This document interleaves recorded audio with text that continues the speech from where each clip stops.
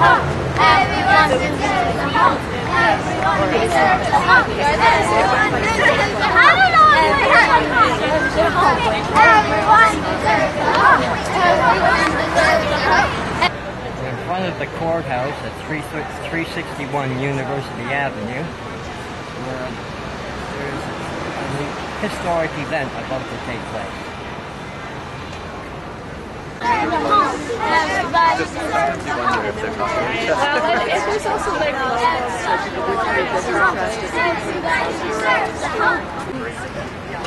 She came in and helped us, and she told us to make to draw that, and we decided to make a house and write everything that you need a home for, like food, family.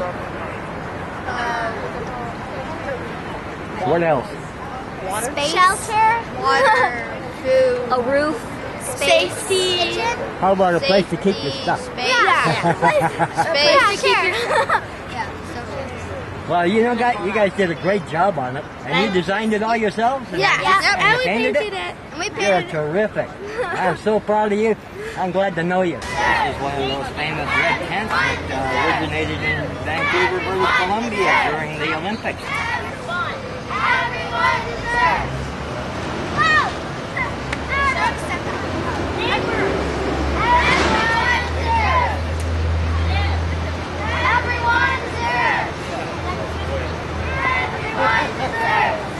So yeah, tell us what you think of all this.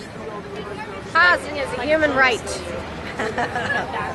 Everybody deserves a home. Thousands of kids sleeping in shelter beds in Toronto, that's not cool. That's for sure. What do you think of this pilot project? Great. The red tent thing? Yes. I think it's great, but what people need is permanent, affordable housing that's truly affordable Isn't that the in truth? relation to their incomes. But you know what I'm thinking? Instead of looking for affordable housing, we should look for housing affordability. That's so true. Like, instead of asking them to build stuff below market, they should make sure that everybody has an income that can afford market. That would make sense. A lot easier. It would be when it speaks to people's dignity and to their choice of where they live. Exactly. Then they'd be free to move around instead of being trapped into whichever building they get stuck in. That's right. I would call that ghettoization, and in a sense it's concentration camps. It is where people are ending up because they don't have a choice about their housing situation. Thank you. Jennifer Tanijaja, and I am one of the applicants for the right to housing. In December 2008, my landlord filed to evict me for arrears. I was 8 months pregnant with my second child, Raphael. Because of all the stress, my son was born 1 month early. He was tiny, weighing only 5 pounds, 4 ounces. Now I live alone with my sons. There is no slack in my budget. If a crisis or large expenses were to arise, I would be in trouble. If I had access to housing subsidy, I wouldn't have to worry all the time about how I was going to pay my rent or afford a Metro Pass or even pay for my school books. I wouldn't have to worry about whether I would have to take transit fare to take my boys to the doctor's appointment. I wouldn't have to worry about the cost of fruits and vegetables and whether I could afford to feed my sons healthy food. I wouldn't be constantly anxious about ending up in a homeless shelter with my boys. A housing subsidy would allow me to concentrate on my studies so that I could graduate with a career and get ahead in the world and not continue to be dependent on welfare. I can't describe the relief that I would feel to know my sons and I have a secure home. I have grown through my pregnancies, and having 2 children has motivated me to turn my life around and make a better life, and so that they can have a better life than I did. I don't know where I would end up if I hadn't had my children. I want to work and study hard to pursue a career, but all of this would be very hard to achieve without stable, affordable housing. I became involved in this challenge because I believe that housing is a human right. There are so many others in similar or even worse case situations than me, and I hope to make a difference in their lives too. The government needs to respect my rights guaranteed by the Charter of Rights and Freedoms and help people who are homeless and living like me in a housing that is inadequate. Thank you. Thanks, Jennifer.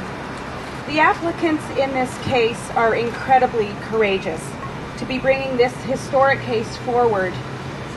I am privileged to stand by them and to support them in claiming their charter rights to adequate housing. Unfortunately, Jennifer's circumstances are not unique. Thousands of people are living in these dire conditions in Canada, and our governments must be held accountable. Let me tell you why we are here in front of this courthouse today. The violations that Jennifer and Tracy spoke of are happening here, in one of the richest countries in the world. We have the resources, the skills, the expertise to solve this. Canada has been repeatedly critiqued by the United Nations and told that it must address the homelessness and housing crisis here on an urgent basis. The UN has said unequivocally that in order for Canada to meet its human rights obligations, it must adopt an effective national strategy. How have Canada and Ontario responded? Canada has basically ignored these repeated urgent recommendations from the UN. There has been a lack of leadership, a lack of commitment, and a lack of a strategy based in human rights principles. Country after country has adopted strategies to address homelessness and inadequate housing. France, Germany, the United Kingdom, and just last week, the United States. Where is Canada? What makes this so unacceptable is that the federal government could easily show leadership and make a commitment. In fact, they could do so right now. As we stand here on the steps of the courthouse, Bill C-304 is before Parliament for third reading. If this bill is passed,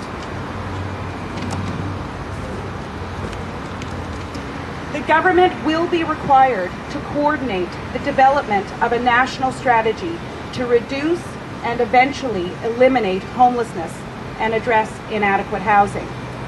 The bill is pretty much what Jennifer and others are asking for in this case. It has made it all the way to third reading with the support of the three opposition parties, but is now in danger of being defeated by the government's refusal to support it. Homeless people should not have to go to court to get governments to protect their human rights. But when governments refuse to listen to the United Nations and fail to enact appropriate policies or programs, what choice do they have but to claim their rights? Thank you. Everyone deserves a home. Everyone deserves a home. Perfect. Everyone deserves a home. Everyone deserves a home. Everyone deserves a home. Everyone deserves a home. I don't know. Everyone deserves a home. Everyone deserves a home. Everyone deserves a home. Everyone deserves a home. Everyone deserves a home. Everyone deserves a home.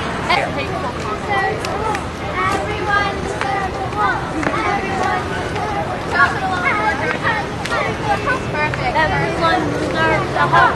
Everyone deserves a home. Everyone deserves a home. Everyone deserves a home. I don't know. Everyone deserves a home.